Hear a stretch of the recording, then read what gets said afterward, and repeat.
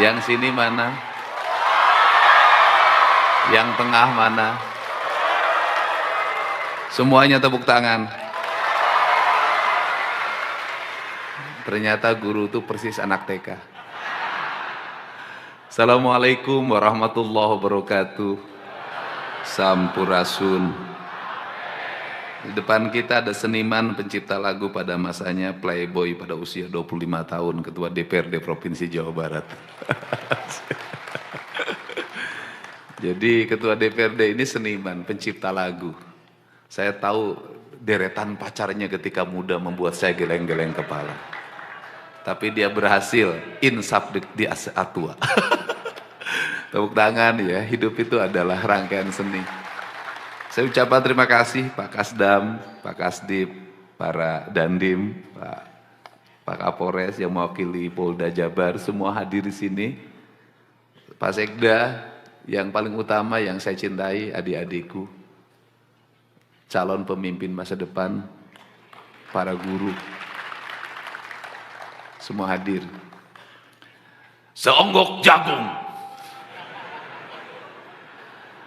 Apa sih yang ada dalam pikiran saya? Saya tuh nganggap saya tuh akan dibully oleh anak-anak sekolah. Tapi ternyata tidak. Setiap turun, Pak Dede, Bapak minta duit. Bahwa bersikap disiplin, membuat arah kehidupan yang sesuai dengan arah kenegaraan, tidak akan membuat kita kehilangan citra sebenarnya. Apa sih yang ada dalam pemimpin-pemimpin saat ini secara umum? Takut berbuat yang merusak citra. Takut dimusuhin. Kalau setiap orang melakukan sesuatu takut dimusuhin, polisi nggak akan nangkap penjahat. Kenapa? Maka seluruh keluarganya akan ada dendam pada polisi. Bayangin loh. Kalau takut citra buruk, tentara nggak mau nembak. Kalau ditembak nanti saya di video viral. Ini pemberontak, tidak akan saya bunuh. Saya ampuni dan saya ajak makan, kemudian saya ikut pada mereka. Kacau. Saya ngomong teknologi. Negara-negara yang menguasai sains dan teknologi tinggi itu sudah punya big data. Big datanya adalah seluruh warga Indonesia itu otaknya sudah ada dalam data komputerized mereka. Keinginannya apa orang Indonesia? Kesukaannya apa? Arahnya apa? Mereka sudah tahu. Karena mereka sudah tahu maka dijual, kemudian mereka menjual produk. Produk yang mereka jual sesuai dengan pikiran kita. Kita boleh bangsa Indonesia berteriak-teriak, kita bangsa religius, berpancasila, beragama. Tetapi mayoritas pengguna media sosial senengnya nonton film porno.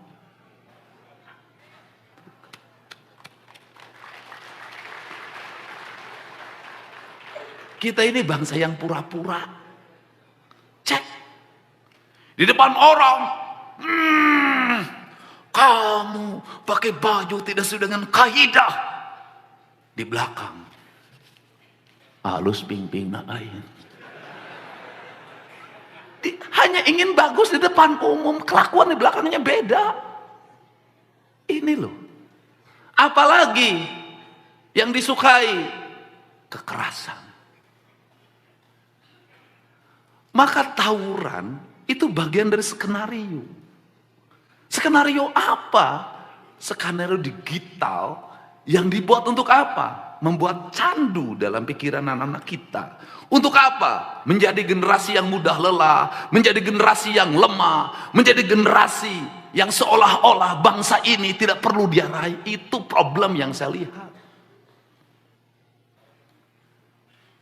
Bangsa kita ini, anak-anak kita ini kakinya lumpuh, Pak Kasdip. Kenapa? Tak ada lagi tradisi berjalan, Pak. Keluar rumah naik motor, sana naik motor, kesini naik motor, kakinya nggak bisa lagi. Makanan yang dikonsumsi apa? Ikan yang sudah berbakteri. Apa dampaknya dari ikan yang berbakteri itu ketika dimakan? Generasinya mudah emosi, mudah putus asa, hingga angka bunuh diri naik. Apa yang dikonsumsi makanan kita? Daging. Daging yang sudah mengalami proses perubahan gen. Di Amerika kepala nggak dimakan, paha nggak dimakan, sayap nggak dimakan, karena mereka tahu itu sumber penyakit, karena ayamnya bukan ayam yang lahir dikasih makan oleh dedak, kemudian betinanya dikejar oleh jantan, bukan. Ayam kita lahir tanpa ayah.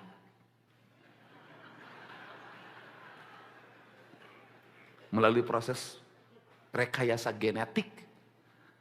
Telur-telur lahir tanpa proses perkawinan. Maka lahirlah generasi yang gak jelas identitasnya.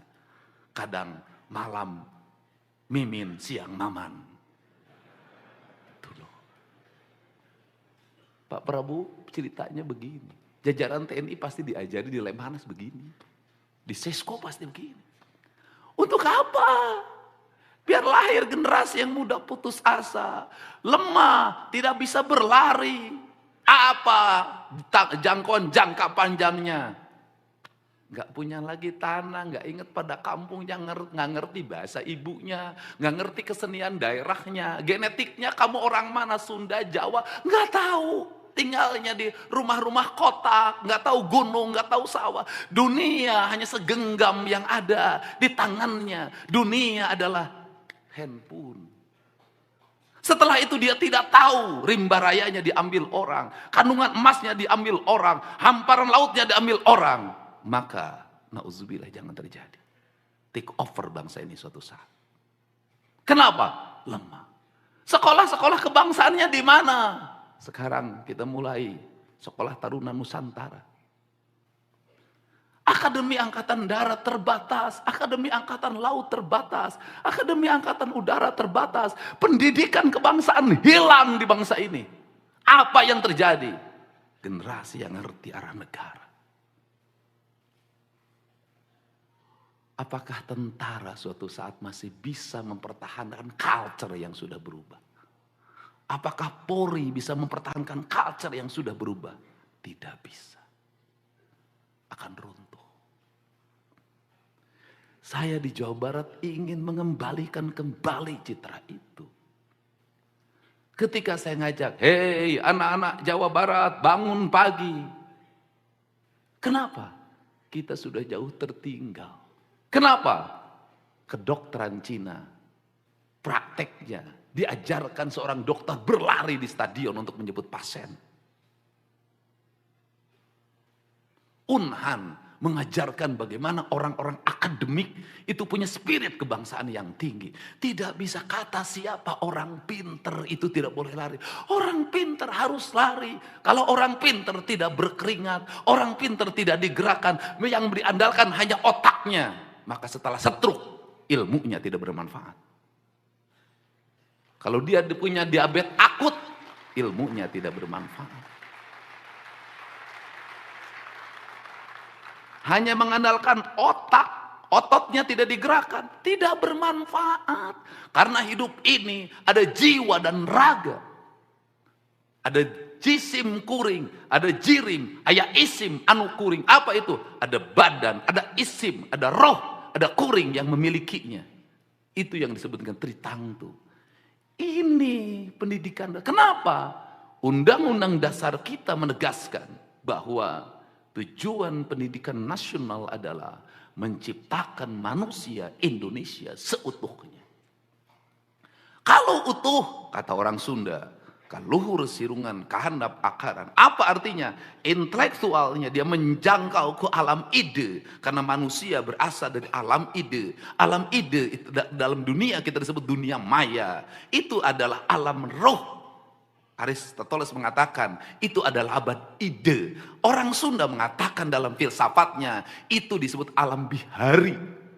Alam bihari adalah kesetaraan, alam kesamaan. Tidak ada wanita, tidak ada pria, tidak ada pemimpin, tidak ada rakyat. Maka dia ide. Maka di dunia maya demokrasi dibuka. Siapapun bakal dibully. Siapapun boleh membuli. Asalkan apa? Didasarkan pada aspek yang objektif. Tidak bertentangan dengan undang-undang IT. Setara, nggak boleh marah, harus nerima. Itu ide. Apakah ilmu itu dibar? Tidak, di Sang Hyang Siksa Kandang itu sudah ada. Makanya saya selalu ngomong, alam bihari, alam kiwari, alam poisu, tiga-tiganya alam. Filsafat kita mengajarkan kesatuan, tidak ada perbedaan. Barat mengajarkan perbedaan, itu bedanya. Saya lebih senang menekuti filsafat Sunda. Kenapa? Lebih manusiawi, lebih esensi, dan lebih menjangkau masa depan. Problemnya apa dari bangsa Sunda ini? Problemnya dari bangsa Sunda adalah tidak ada budaya menulis. Kenapa tidak ada budaya menulis? Karena dia menggunakan kekuatan rasa. Dan kemudian tidak ada pengakuan. Tidak ada yang ribut sekarang. Tidak ada hak cipta. Ti aloh KBD. Aloh. Karena di Sunda itu sosialisme. Tidak ada kepemilikan. Maka seluruh karya sastra, karya filsafat, karya ilmu pengetahuan tidak ditulis. Hanya dalam bentuk cerita. Kenapa? Teagul kue payung butut. Tidak ada. Anda cari itu cerita Lutung Kasarung karya siapa? Cerita Si Kabayan karya siapa? Cerita Dayang Sumbi karya siapa? Semua tidak ada karya siapa. Semua orang boleh menggunakannya. Kenapa? Karena tidak dikenal kapitalisme. Itu problem. Tetapi problemnya tidak terbukukan. Problemnya tidak tersampaikan dalam narasi akademik. Saya memilih ini hari ini. Kenapa saya memilih ini? Kapan? Ini Purwanto teman saya sejak HMI. Sejak saya menjadi wakil bupati saya menemukan.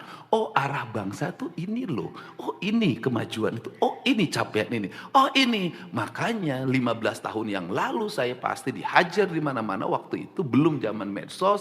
Maka saya cepot. Saya adalah klinik. Saya orang musyrik. Saya tidak pernah takut. Kenapa? Yang saya yakini adalah kebenaran menuju kemajuan. Nah, jadi saya ngajarin apa? Kemiskinan jangan terus-terusan dieksploitasi saja. Kenapa? Bagi saya kemiskinan itu jalan menuju kekayaan. Seonggok jagung bagi seorang sastrawan jadi kaya. Kenapa? Gara-gara seonggok jagung maka saya mendapat honor baca puisi. Kalau sekali baca 10 juta, awas kasihnya 10 juta ya. Ini boleh tanya Kang Iman, saya pertama jadi bupati, yang saya undang ke siapa? Iman Soleh. Soleh memang dia, walaupun wajah ganteng, istrinya satu. Ya, saya juga tidak tahu istri satu itu karena penghasilan terbatas sebagai dosen. Makanya Kang Iman nggak boleh jadi anggota DPR. Nanti takut berubah. Nah, ini saya kenapa? Saya ingin ngajar. Orang aneh. Wakil bupati manggil baca puisi. Orang lain bukan itu. Kenapa? Saya ngajarin orang sastra. Saya ngajak Kang Iman keliling sekolah SMA di Jawa Barat dulu waktu saya jadi Bupati Purwakarta. Udah keliling baca puisi. Kenapa? Ini karya. Kenapa? Tidak ada peradaban sebuah bangsa menuju kemajuan tanpa karya sastra. Nggak ada. Oke. Ini kan bang. Dari seonggok jagung itu, Anda jangan menyerah. Bapak saya miskin, hanya kuli buruh tani. Bersyukurlah Anda menjadi kuli buruh tani, bapaknya. Kenapa? Kamu punya mimpi menjadi tuan tanah pada suatu saat.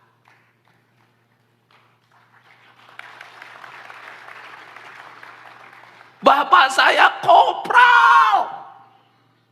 Berbanggalah menjadi anak kopral. Kamu punya mimpi jadi jenderal. Bapak saya kuli pabrik. Berbanggalah jadi anak kuli pabrik. Kamu jadi pemilik pabrik. Berbanggalah. Kalau saya katakan, kalau Anda miskin, Anda punya kesempatan yang besar untuk menjadi orang kaya. Kenapa? Keadaan akan membawa Anda untuk terbang ke langit. Tidak ada orang yang mental ke atas tanpa tekanan. Tidak ada. Semakin tinggi tekanan, maka semakin tinggi energi yang kita miliki.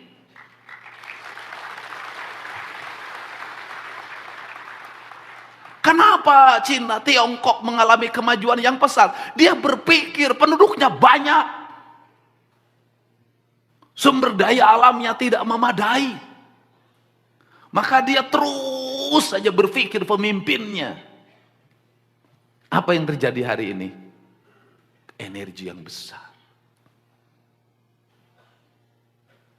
Saya lahir dari anak ke-9 bersaudara, bapak saya palang 3, prajurit kepala. Pensiun 25 tahun. Saya ngalamin tidak makan 3 hari 3 malam. Saya ngalamin di sekolah dibully karena badan saya kurus. Saya ngalamin di SMP disebut si unyil. Karena saya hidup di antara anak-anak angkatan udara Lanut Kalijati dan saya paling kecil. Kulit saya hitam, badan saya borok. Saya ngalamin ke sekolah menggunakan sepeda. Harganya 3.500 rupiah yang saya beli sendiri dari hasil nabung di celengan kaleng. Saya ngalamin ditolak ketika SMA. Sama Kokom Komariah.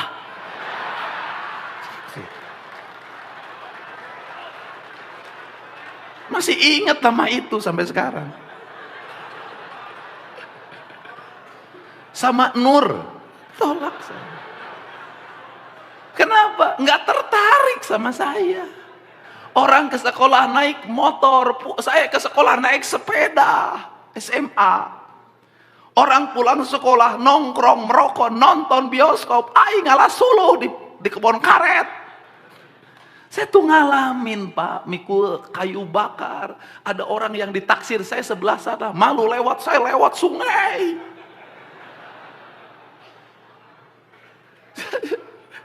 Jadi kalau cerita Garut Pak Sekda, saya ketika ditolak oleh perempuan diajakin oleh teman saya namanya Iyep. SMA itu, kelas 2. Sudah capek bikin suratnya. Kenapa kan harus beli kertas surat yang harum ada tulisan Lope? Kita pengalaman hidup ini, prihatin itu. Tak ada keprihatinan. Udah beli itu, dan untuk mendapatkan itu saya harus jual kayu bakar. Demi kamu, Komaria. Dan Nur itu, dan waktu itu harus nulis, aduh saya malam hari jam 12 selesai tahajud dengan harapan diterima. Hujan jatuh, airnya merintik, genteng bocor rumah saya. Tak bisa, aku harus percaya diri. Teruntuk Kokom Komariah di peraduan. Seiring angin mendesir, air yang jatuh di genting. Kutulis sebuah pesan untukmu. Rindu yang tiada pernah bertemu. Hari selalu ku nanti untuk melihat dirimu walaupun dari jauh. Sastra. Aku mengerti aku ini siapa. Tak layak aku untuk meraihmu. Kulitku yang hitam, badanku yang berbalut getah karet yang selalu kupikul dalam setiap waktu. Tak memungkinkan aku untuk menemuimu yang anak seorang guru agama. Anak guru agama itu. Tapi rasa yang selalu membara ini tak pernah berhenti oleh pikiranku yang terasa putus asa. Kau menerima atau tidak, izinkan aku menyatakan bahwa aku mencintaimu. Laki-laki bro. Saya nungguin titipin surat lewat teman, diselipin di buku. Nungguin, ada nggak dia nengok ya pulang sekolah? Enggak. Balas? Enggak. Saya nemuin si Iep tuh. Aing bogo kasih kokom terima, tenang. Kita pakai cara lain. Bagaimana? Pakai magic, kata dia.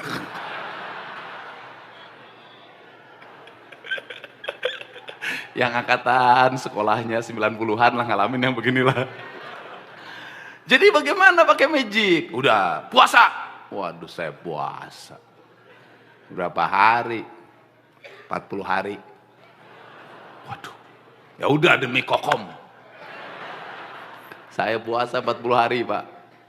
Tamat, nggak coba balas juga. Tingkatin. 40 hari. Tuh nggak balas ya tiap cain. Tingkatkan apa? Mutih 40 hari. Maksudnya mutih gimana? Makannya hanya nasi putih tanpa apapun, minum air putih.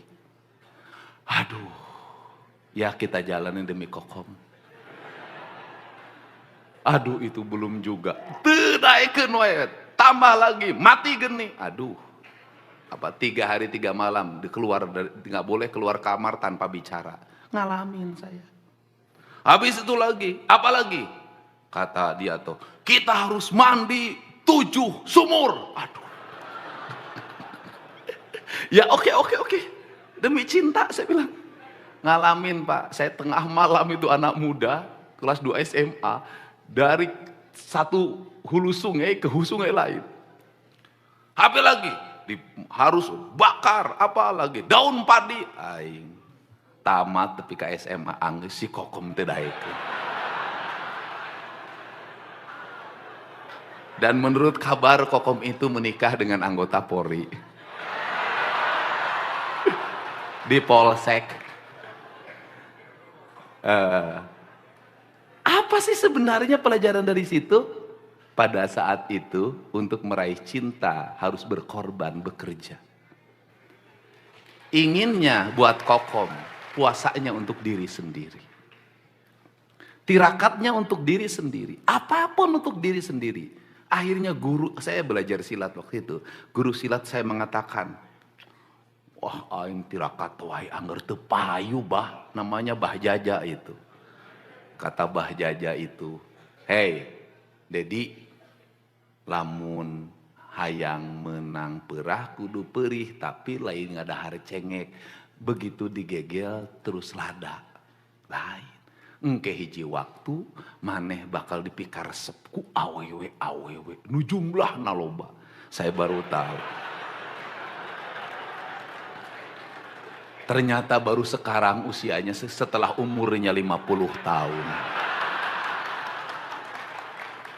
Aku memang ditinggalkan oleh satu wanita tapi dikejar oleh ribuan wanita.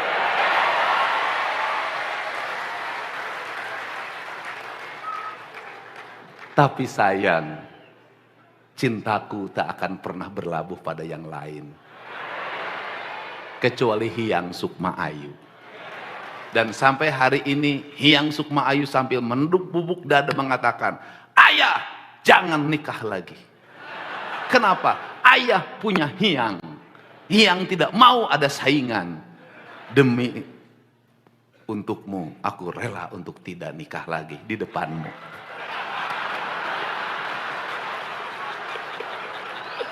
Semangat!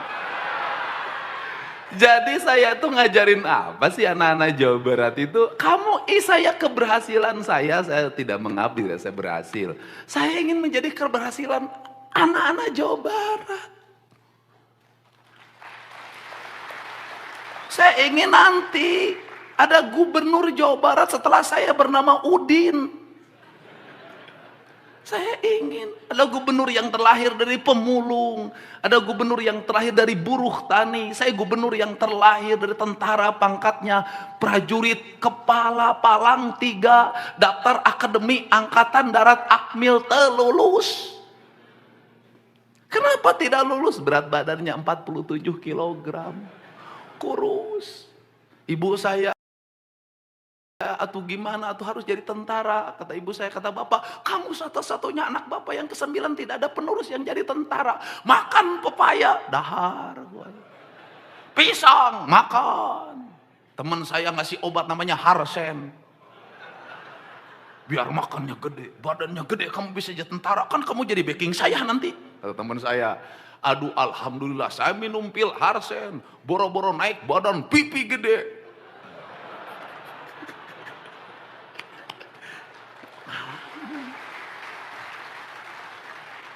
Daftar secaba, telulus. Akhirnya saya pindah ikut kakak saya, tinggal di rumah kontrakan, rumahnya mau roboh, tiap hari saya hanya makan nasi dan garam. Setelah itu apakah saya berhenti? Tidak. Saya bilang ke kakak saya, mau kuliah. Di sini aja STH Purnawarman Purwakarta. Uangnya dari mana, Det? Ya udahlah kuliah aja, nanti juga ada rezekinya. Saya ikut kuliah kelas karyawan. Muridnya hanya 30, semua pegawai ngeskarolot. Kemudian saya nggak habis akal, saya dimodali oleh teman saya. Saya dimodali oleh teman saya, namanya Galih. Ingat saja, sekarang pegawai Pemda Purwakarta. Jadi anak buah saya ketika jadi bupati, saya dikasih uang waktu itu 1 juta. Kemudian saya buka kantin, jualan bala-bala. Di sekolah jualan gehu, lemper.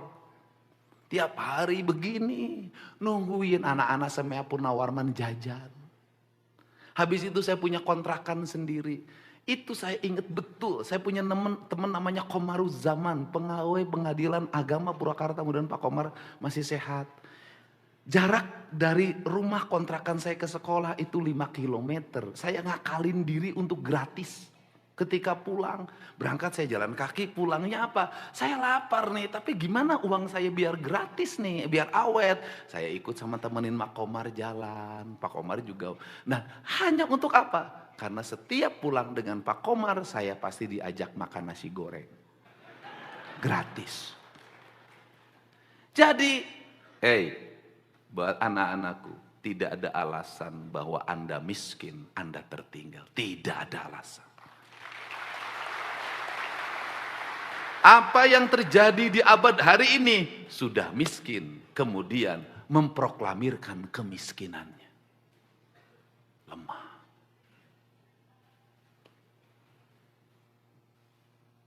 Harusnya apa? Sembunyikan kemiskinannya. Anda kerja keras. Kenapa? Apa yang hilang dalam tradisi pendidikan kita hari ini? Pinter-pinter kalau otaknya. Tapi lemah fisiknya, lemah mentalnya, kerja kerasnya lemah. Hidup dengan keluhan. Berkeluh kesah di media sosial. Terus kalau Anda berkeluh kesah di media sosial, emang orang simpati pada Anda? Tidak. Kerja keras. Kita ngomong guru. Apakah guru sekarang menderita? Menurut saya tidak lebih menderita dibanding guru zaman dulu. Ngomong kelas, wow, saya kelas 1 SD muridnya 60. Satu bangkunya 3. Penyakitnya apa? Kopok. Kita ngalamin lah anak tahun 70, Bu Dokter, kopok, Bu kopok. Di kelas saya dari 60 murid, 10 yang kopok. Bayangin loh, guru zaman itu loh. Habis itu sekolahnya giliran, pagi, sore, siang, jam 1 udah dari sawah, ngangon doma, teu mandi heula, masuk ke kelas kopok. Itu sekelas baunya luar biasa. Penyakitnya kedua lagi ololeho. Murid zaman dulu ke sini. Ke sekolahnya ada yang disenal, ada yang enggak, ada yang nyeker. Itu kakinya belah-belah.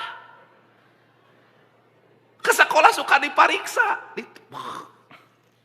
Hidung, untuk ngakalinnya pakai jalantah. Sudahlah, menderita Pak, menderita. Gurunya pakai kapur. Guru di mejanya disimpan itu pangebung. Bodoh sih ya. Saya termasuk anak yang 20 orang dari 60 tidak naik kelas. Dedi Mulyadi tidak naik kelas. Bodoh aing teh. Tiap hari gini aja ditangtungkan suruh baca. Kieu. Apakah guru zaman itu dilaporin polisi? Tidak. Di sekolah digampar, geplak. Pulang ke rumah, kunaon sia dicabok ku guru. Tadi maledog sekolah make batu, gaplok deui. Ponten ya, mohon maaf kita memang hari ini sudah harus mengikuti ratifikasi perjanjian perlindungan anak. Tetapi anak waktu itu lahir anak kokoh. Hari ini anak lebih galak tibatan gurunya. Anak lebih galak tibatan bapaknya. Anak-anak hari ini tumbuh lemah. Dan mohon maaf banget, tahun 70-an anak-anak orang kaya itu santai. 80-an. Anak orang miskin kerja keras. Saya ingat betul di desa saya, anak orang kaya nggak ada yang sukses, ya biasa aja standar. Tapi anak-anak yang biasa tuh sukses-sukses. Kenapa? Waktu itu beda. Hari ini terbalik. Anak-anak orang kaya disimpan di yayasan, pendidikan, anak tentara, akademi angkatan darat, anaknya angkatan darat lagi besok. Karena disiapin. Anaknya politisi, disiapin jadi anggota DPR lagi. Anak gubernur disiapin jadi gubernur lagi. Anak bupati disiapin, anaknya jadi bupati lagi. Anak kepala desa disiapin, anak Cairoh, karunya. Motorna belum lunas, sudah dipurutulan, diganti knalpotnya, ikut rombongan geng. Mohon maaf, bonceng perempuan, setelah itu hamil. Kan saya banyak nanganin. Kawin sebentar, setelah itu pisah lagi. Anak usia muda, sudah punya anak lagi, bapaknya miskin. Sudah mikirin 3 anaknya dari perkawinan yang sebentar-sebentar. Saya nanganin Pak yang begitu. Bukan kata orang. Saya sendiri, saya tahu keadaan mereka. Apa? Lemah Pak. Yang miskin akses politiknya makin lemah, akses ekonomi makin lemah. Anak-anaknya, ibunya di sawah hitam melegam, jadi kuli ngaramet. Anaknya gaya-gayaan. Mohon maaf. Ditambah lagi dapat bansos, makin lemah. Saya ingin nih sekolah rakyat dibangun Pak Prabowo, cita-citanya merubah itu loh. Saya ingin sekolah rakyat, sekolah Taruna Nusantara itu hadir dalam setiap ruang kelas di seluruh Jawa Barat. Sekolah yang setara, melahirkan kelas menengah. Sehingga saya tidak ragu kalau di Unpad kemarin mengumumkan, 10 fakultas kedokteran, 10 orang sini, saya biayain oleh Provinsi Jawa Barat, sini. Kedokteran, asal orang tuanya tidak mampu, tapi anaknya punya kemampuan dan keinginan. Saya ingin, ITB berapa orang yang nanti teknik sipil, geologi, kemudian arsitektur. Saya bilang sini, saya ingin minimal dalam setiap tahun itu ada 10.000 anak Jawa Barat dari keluarga biasa-biasa tumbuh jadi kelas menengah baru sebenarnya. Dan saya tidak akan ragu dengan Pak Ketua DPRD untuk mengalokasikan biaya. Uangnya dari mana itu? Pemda Jawa Barat kok banyak banget duitnya sekarang. Apakah mujak sama Nyi Ratu Kidul?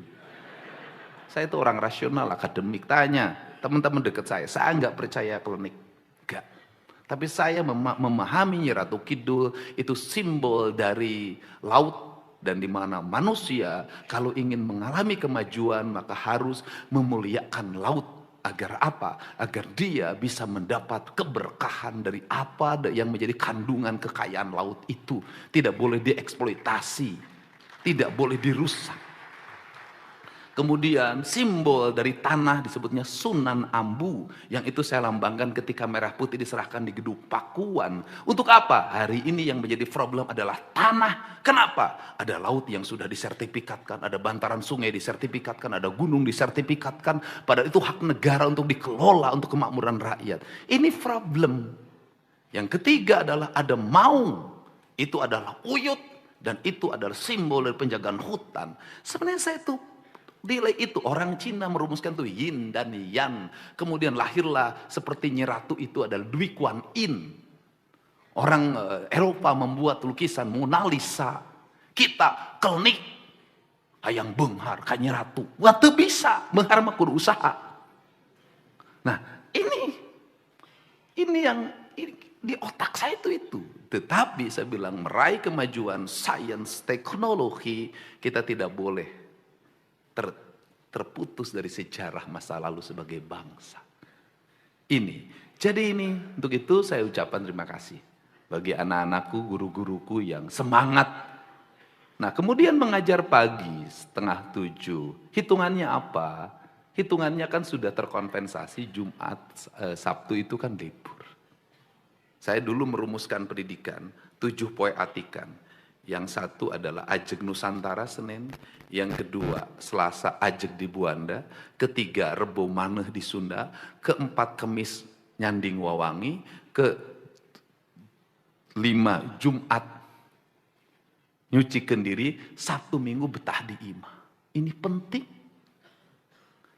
Sekolah isi terus sampai siang. Kemudian Sabtu Minggu berkumpul dengan keluarganya di rumah, betah di imah. Rumah itu harus menjadi tempat di mana kehidupan kita nyaman, damai. Saya ini orang yang pergi kemanapun, jarang nginep di hotel, selalu pulang ke rumah. Karena bagi saya, rumah adalah tempat saya untuk berbahagia bersama anak saya. Itu. Maka rumah yang nyaman lahir dari rumah yang bersih. Nah, ini yang harus kita bangun bersama. Jadi yang kita lakukan terserah orang mau mengatakan apa terhadap diri saya ingin punya anak-anak Jawa Barat itu hebat. Kenapa? Industrinya terhampar di mana-mana, tapi rakyatnya belum terserap dengan baik. Tanahnya subur, berantakan pengelolaannya. Saya ingin terus menata sungai, menata hutan, menata perkebunan, menata areal industri. Saya ingin terus, saya pas tangan, saya kepalkan terus. Saya ingin membangun kemajuan dan ingin saya melihat anak-anak Jawa Barat itu hebat. Nanti menguasai di berbagai bidang lini dan negara hadir untuk membuat pembiayaan riset, pembiayaan pendidikan, kelas. Saya sudah ingin membuat kelas itu beradab. 1 kelas, 1 toilet, 1 kelas, 1 toilet. Itu saya ingin beradab. Guru-gurunya dibangun dan saya juga mungkin kalau guru SMA mah enggak ya, mungkin ya. Saya waktu jadi bupati dulu, kalau guru SD terutama, itu sangat bestie sama Bang Jabar. Ngajarnya di SD Sukamulya, tapi SK-nya di Bang Jabar. Enggak apa-apa, kalau uangnya untuk produktivitas.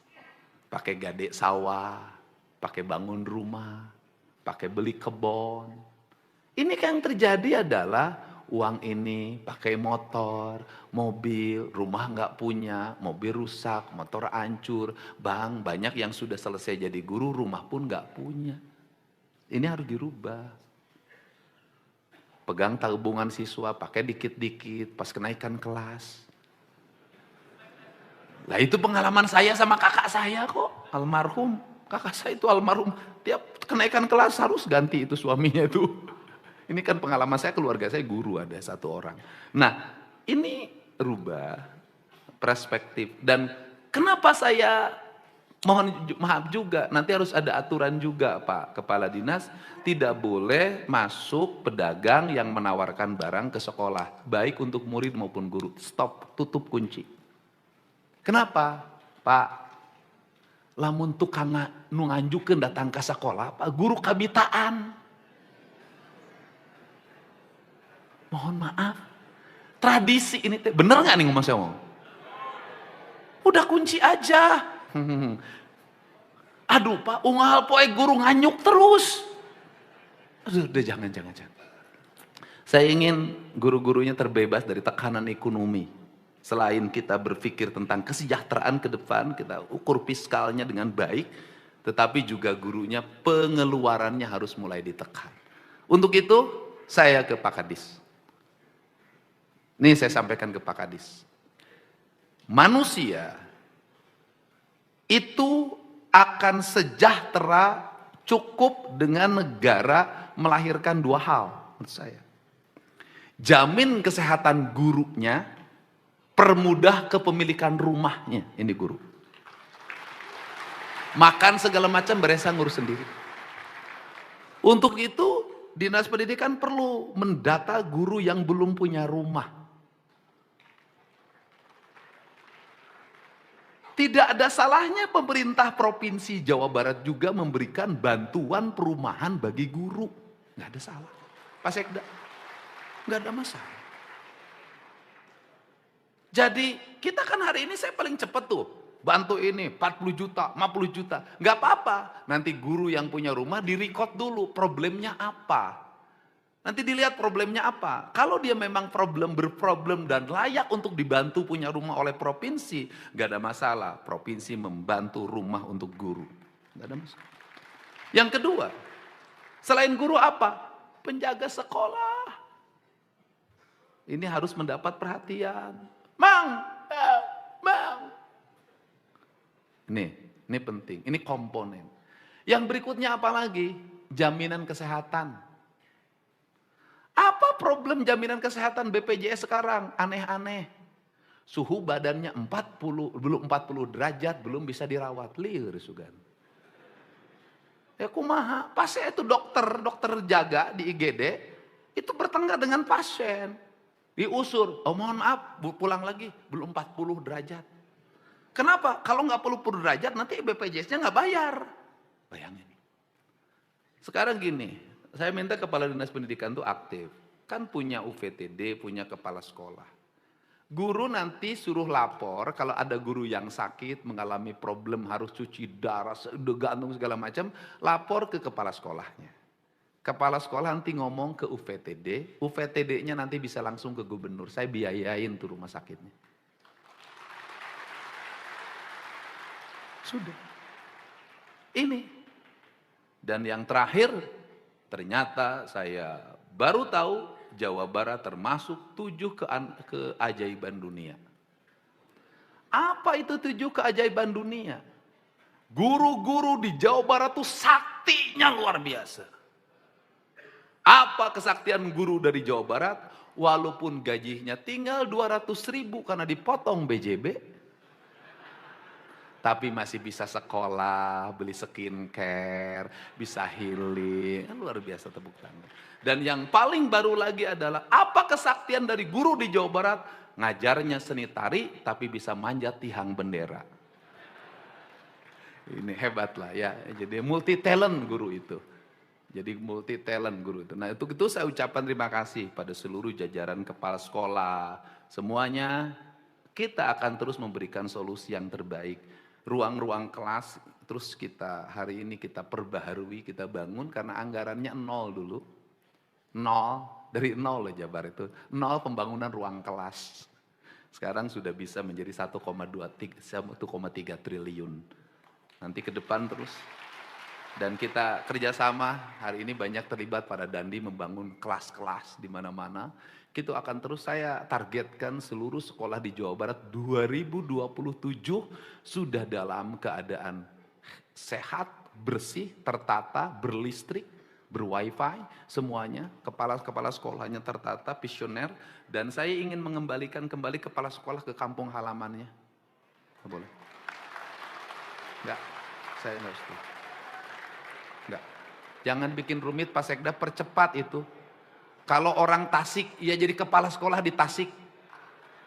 Dan jangan jauh dari rumahnya. Di Sukabumi. Kembalikan, udah nggak boleh. Kenapa? Beban biayanya berapa biaya transportasinya? Udah. Dan saya minta Pak Sekda, saya kasih waktu hari Jumat mereka sudah dilantik kembali menjadi kepala sekolah.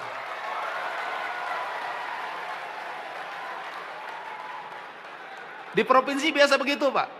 Jadi 1 jam SK harus keluar. 1 jam, 5 menit, saya selalu begitu. Makanya cepet. Kita serapan anggaran yang paling tinggi hari ini, percepatan pembangunannya. Dan ya termasuk peran ibu bapak semua ya. Peran ibu bapak semua, angka kepuasan publik terhadap Pemprov Jabar 85% menurut Litbang Kompas. Dan Pak Kasdi, Pak Pangdam, yang paling menarik justru yang tidak ada dalam RAPBD. Barak militer adalah kegiatan yang paling disukai oleh rakyat Jawa Barat. Saya juga mengucapkan terima kasih buat jajaran Polri, Polres-Polres yang membantu jam malam. Ini penting Pak, anak-anak kita ini kurang tidur, tawuran, segala macam, udahlah. Saya tuh sedih Pak, kalau sudah tawuran yang bayarin saya. Saya tuh kan nangani, bayarin rumah sakit bagian saya, dia yang ngebacok. Itu Pak. Anda tahu nggak biaya rumah sakit kalau ada bacok-bacok? Saya pernah menghabiskan uang 120 juta. Karena inginnya urai.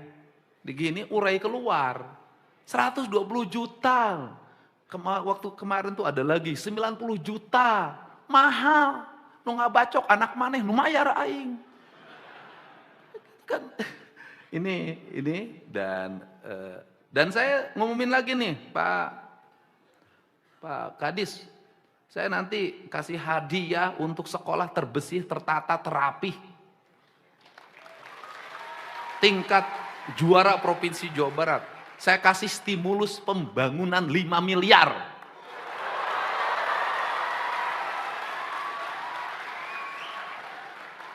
Itu yang juara provinsi ya.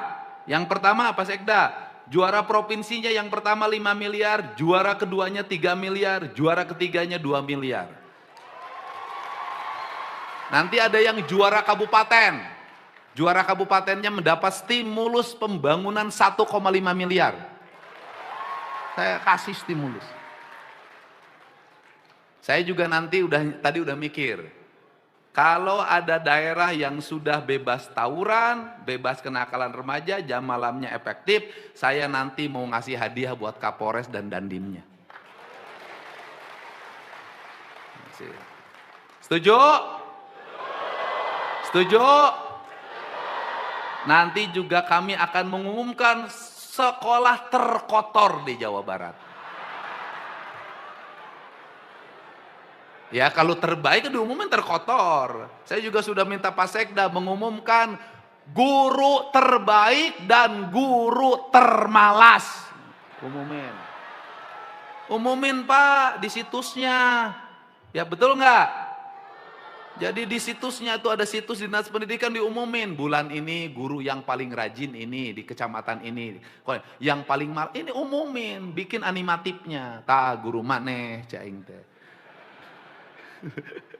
Untuk itu ucapkan terima kasih. Mohon maaf banget ini gubernurnya banyak ngatur pada di ini segala diatur. Ya sekolah itu adalah aturan. Kalau nggak mau masuk dalam aturan nggak mau masuk sekolah. Dan terakhir kita belajar deh dari siapa? Dari TNI Polri. Di antara seluruh pejabat pegawai negara yang paling banyak aturan siapa? TNI Polri. Baju diatur, pasang lencana diatur, masukin diatur, sabuk diatur, sepatu diatur, tinggi badan diatur, rambut diatur, berat badan diatur, semua sudah diatur. Apakah TNI Polri tidak bahagia? Bahagia ternyata. Apakah TNI Polri dianggap organisasi yang tidak tertata? Paling solid. Siap salah, siap salah. Itu kalau ditegur pimpinan, siap padahal benar. Kenapa? Karena di mata pimpinan semuanya salah. Kalau di TNI Polri pemimpinlah yang penentu kebenaran. Siap salah, walaupun benar sebenarnya, siap salah. Nah gitu, makanya kemarin saya marahin Sekda. Hei, kamu salah itu. Andai, kamu ngomong aja cukup satu. Siap salah, tak itu, siap salah. Kalau sipil argumentasinya panjang, Pak Sekda, panjang. Udah jangan panjang-panjang. Aku salah si ate caing teh. Siap salah cukup, caing teh eta. Karena profesor, doktor, Pak pakai argumentasi, landasan berpikir, filosofi, ganeng, caing teh. Siap salah, komando. Sipil itu harus ditertibkan, Pak. Sipil itu ya walaupun tahulah jadi pemimpin itu kan kadang siap di depan di belakang diomongkan ngomong aing pusing siap salah nah nanti itu pemimpin itu nanti ngaku itu di ujungnya. Jadi kalau tadi saya yang salah bukan anak buah yang salah, tapi di ujung nanti sebenarnya mana udah bener tapi ulah hareupeun anak buah ya teh wibawa kudu dijaga. Itu seni memimpin. Dan pemimpin tuh dalam militer, dalam Polri sama. Biasanya anak buah yang paling sering dimarahin, itulah anak buah yang paling disayangi. Kenapa? Karena kalau sudah tidak disayangi, nggak usah ditegur, nggak usah diluruskan, nggak usah dibangun, biarin masih ya, weh. Nah saya ini. Nah, kepala dinas pendidikan ini termasuk yang sering belegug siapa? Cuk aing teh belegug siapa? Gitu. Cicing, kudu kumaha atuh, cenah gitu. Belegug siapa? Stres tuh, Pak. Pertama jadi kepala dinas pendidikan tidak saya tanya selama 2 bulan. Belegug siapa cak aing teh? Nah gitu. Tapi kan tidak ditanya barijeng diangkat jadi eselon 2 di provinsi kan nggak ada masalah. Daripada ditanya dimutasi. Kamu teh guru yang paling baik, aku sayang sama kamu. Sekarang kamu ngajar tuh di situ. Oke, semangat, Bu. Semangat ya. Nah, kemudian anak-anak itu ngeluh persoalan pulang terlalu sore. Betul tidak anakku? Sekali lagi betul tidak? Saya tuh kan keluhan tuh karena sering nongkrong sama anak-anak. Apa sih masalah? Betul tidak Pak Guru? Mohon maaf juga Pak Kadisdik. Pulangnya jangan jam 3 Pak.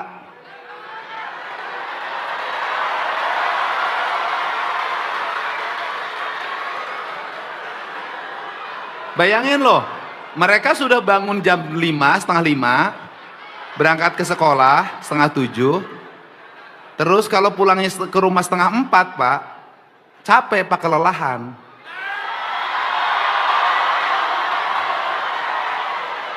Dan memang mereka itu akan lebih bugar Pak kalau sekolahnya cuma 2 hari Pak. Wow.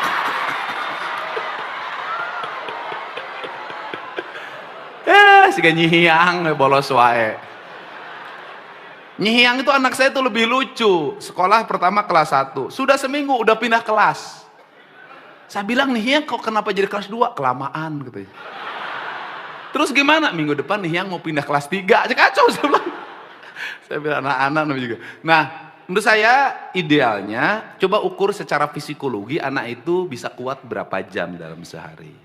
Kalau masuk setengah 7, menurut saya nih, saya bukan ahli pendidikan, menurut saya setengah 2 itu sudah harus pulang.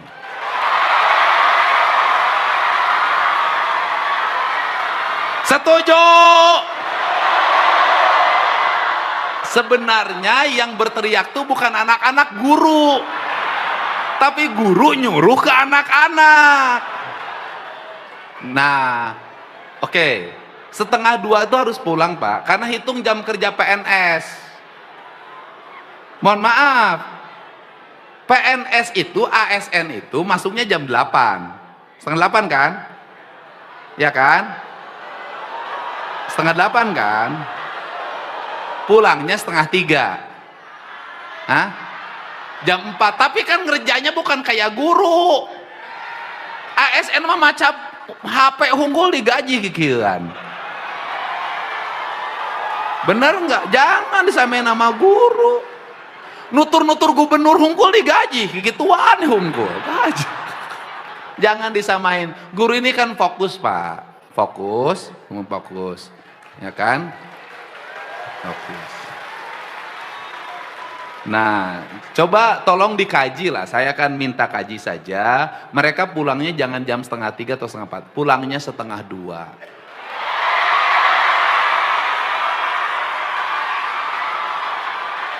Sampai rumah setengah 3, dia mandi istirahat setengah 4 sudah berkumpul di rumah. Tapi dengan catatan anak sekolah pulang sekolah langsung ke rumah. Jadi nanti kalau nanti Polri menemukan anak-anak pulang sekolah tidak langsung ke rumah, maka jam pelajarannya tambah sampai maghrib. Setuju nggak? Saya ini sudah begini loh ketemu anak-anak, knalpot brong. Knalpot brong, aing gubernur ya. Sia lamun teu ganti knalpot brongna, besok Tidak naik kelas, saya begitu Pak sekarang. Tapi kan saya kasihan sama anak-anaknya, 400.000 ganti knalpot. Akhirnya itu anaknya ngajain, rombongan 8 orang isukna.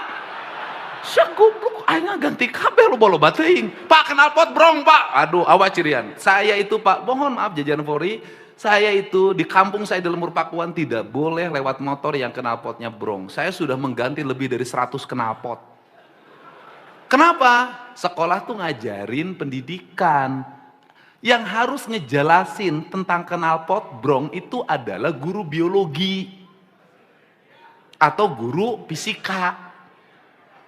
Itu gelombang yang bisa diterima oleh telinga itu berapa gelombangnya, kekuatannya.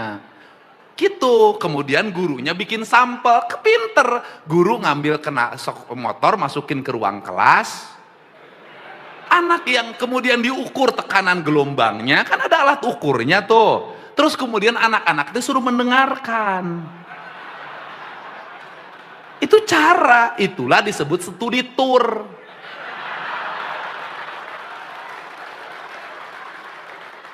Nah terakhir studi tour.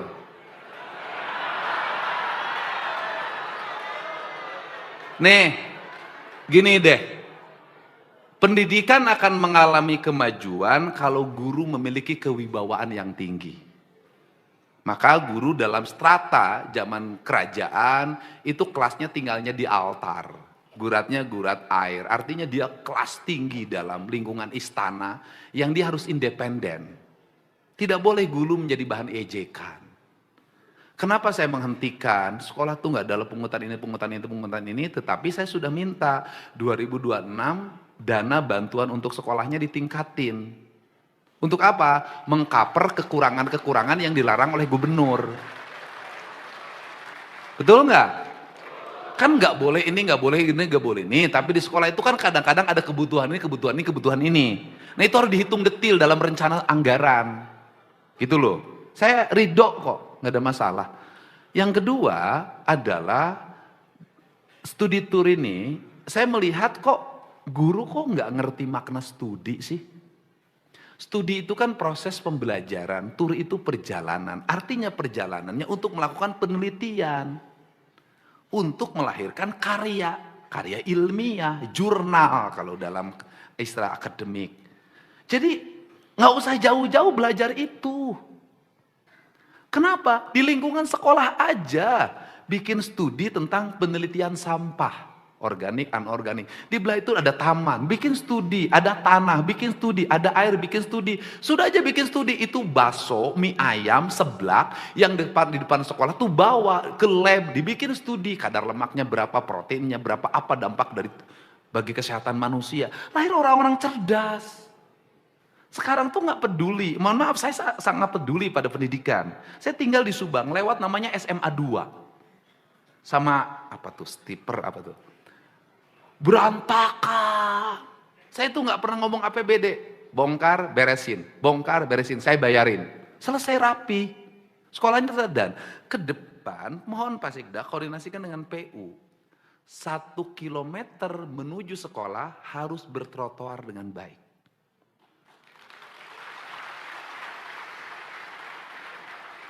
Kilometer. Nanti ada haltenya, ada taman-tamannya, ada air yang siap minum. Nanti anak-anak sekolah itu bergandengan dengan pacarnya nggak apa-apa. Emang nggak boleh? Wah, saya juga dulu pengen, cuman nggak kesampaian. Nggak apa-apa. Sambil nyanyi, lagunya Iwan Fals. Zaman dulu, jalan bergandengan, tak pernah jajan-jajan. Saya ingin itu berada, saya tuh di otak saya itu sekolah tuh pusat peradaban. Sekolah itu, nah ini karya-karya ini harus muncul gitu, bukan rutinitas. Saya ingin tertata, maka program di saya hari ini adalah jalan menuju sekolah, itu prioritas. Anda tahu nggak, 2026 itu pemerintah provinsi akan membangun jembatan senilai 26 miliar, yang itu jembatan hanya digunakan rakit untuk anak sekolah yang 4 orang. Saya nggak ada masalah. Ini penting. Dan kemudian guru-guru lapor lagi di seluruh Jawa Barat, nggak boleh lagi ada anak sekolah lewat sungai bergelantungan, nggak boleh. Saya pasti bangun, cepat selesaiin. Mau kewenangan desa, mau kabupaten, gak ada urusan saya. Karena itu adalah martabat pendidikan di Jawa Barat. Mau SD, mau SD, gak ada urusan saya. Ini penting. Dan saya juga punya mimpi. Punya mimpi apa? Punya mimpi ke depan ada bis sekolah. Itu mimpi. Ini mimpi ya, ini mimpi. Untuk daerah mana? Daerah-daerah yang tidak terjangkau oleh transportasi. Nah, saya dulu waktu bupati mewujudkan itu, Pak. Masih ada tuh mobilnya. Jadi Pak Sekda data sekolah-sekolah yang jarak ke sekolahnya jauh dan belum terjangkau oleh sarana transportasi publik, nggak ada masalah. Nanti kerjasama TNI, kerjasama Polri, kita berikan bis, kita berikan mobil-mobil yang 24-30. Dulu saya sopirnya itu Koramil. Waktu di Purwakarta, ketika naik mobil mereka selalu menyanyikan lagu-lagu nasional. Pendidikan. Nanti juga bisa ada Babinsa, Babin Kamtibmas, udah bisa nyetir, nggak apa-apa. Saat pagi-pagi nganterin anak ke sekolah, siapin mobilnya milik Pemprov, serahin sama mereka, suruh dikelola, kan gitu, kan nggak ada masalah. Nah, ini yang dibangun. Jadi untuk studi tour ini saya ingin lagi, apalagi yang saya inginkan, nggak boleh lagi guru jadi bahan nyinyiran bulian orang tua siswa. Nggak enak dengernya Pak, aduh, eta mah guru nawe hayang gratis jeung keluargana, aduh. Kenapa? Nanti ada tahapnya Pak. Saya juga ada tahapnya menyadarkan orang tua. Apa itu? Kalau anaknya jajan 30.000 nggak pernah ribut. Anaknya beli baju yang harganya mahal nggak pernah ribut. Anaknya beli motor nggak pernah ribut. Tapi giliran beli seragam sealam dunia tahu semua. Ini juga harus dibenerin orang tuanya. Anaknya jajan 30.000, sekolah 100.000 saja, infak ribut di media sosial. Anaknya nonton konser nggak ribut.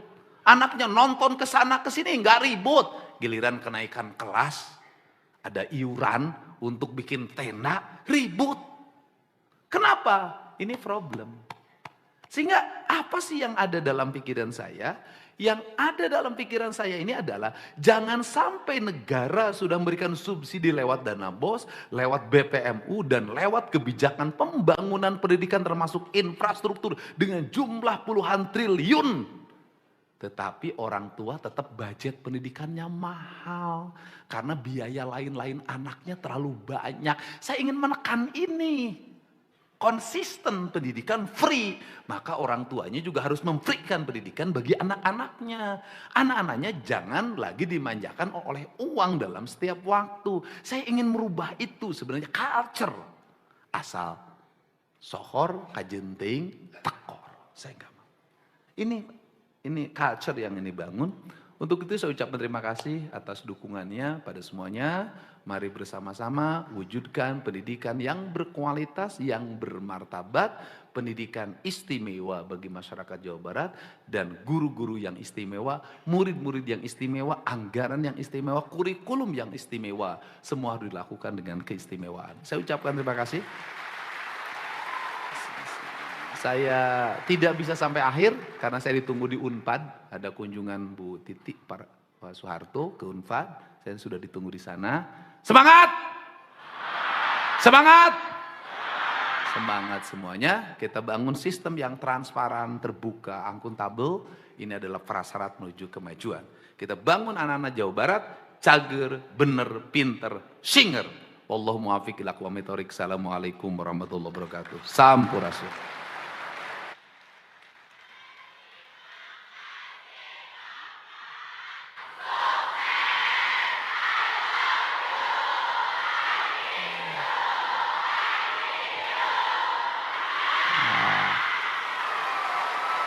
Terima kasih anak-anakku dan guru-guruku semua. Semoga kalian semua menjadi orang-orang yang sukses.